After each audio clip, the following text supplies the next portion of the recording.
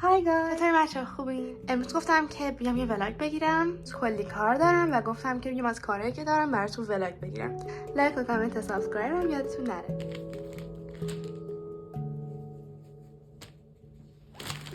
الان میرم همون، بعدش هم حاضر میشم برای کلاس. بچه‌ها بریم سراغ چیزایی که توی اینه و اینکه آنباکسینگشون کنیم.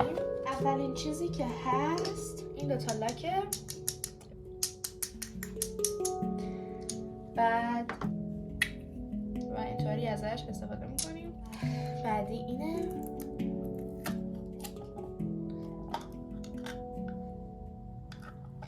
بعدی اینه. خیلی جالبه، هنوز استفاده نکردم از هیچ کدومشون.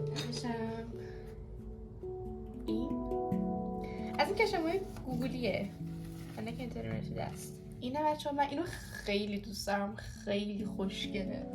باید بگیرم.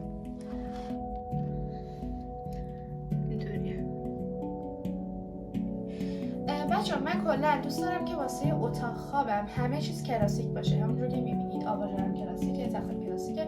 من می‌خوام که همه چی کلاسیک باشه. به خاطر همین تمام چیزایی که واسه اتاق می‌گیرم کلاسیک. اینه خیلی دوستش دارم. اینه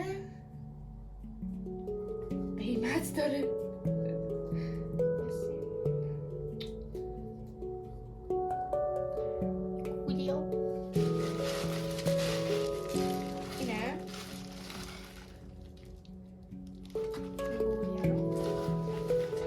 بالا آجا میخوره روی دیوار، خیلی قشنگه به نظرم. بسید اینطوری میخوره روی دیوار. حالا الان من اینا رو نمیخوام بچسبونم، یه ولاگ جدا واسه چسبوندن اینا میگیرم میذارم توی یوتیوب. اینا رو هم یادم رفت بهتون نشون بدم. اینا رو هم واسه اینه که کتاباتون رو بذارید اینطوری بینشون توی کتابخونه. ولی من از اینجوری ازش استفاده نمیکنم، به عنوان مجسمه استفاده میکنم ازش. ولی من نمیتونم، من گربه دارم، نمیدونم چرا سگ گرفتم. اگر شما مثل من روتین پوستتون رو همیشه انجام نمیدید، سلام. روتین پوستمو که همیشه تو شورت ویدیو هم دیدید اوردینریه.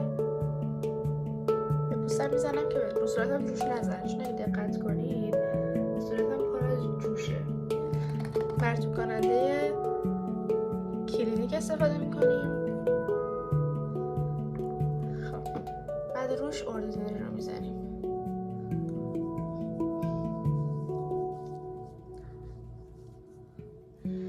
میریم سراغ مرطوب کننده.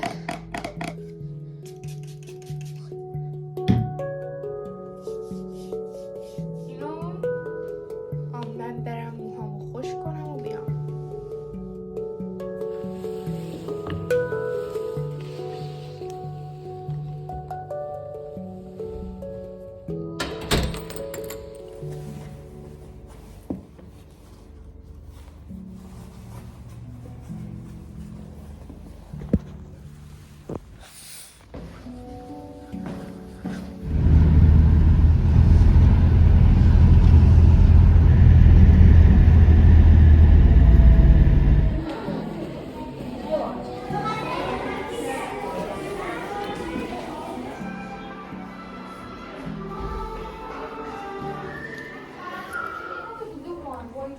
استقلال اسیکس.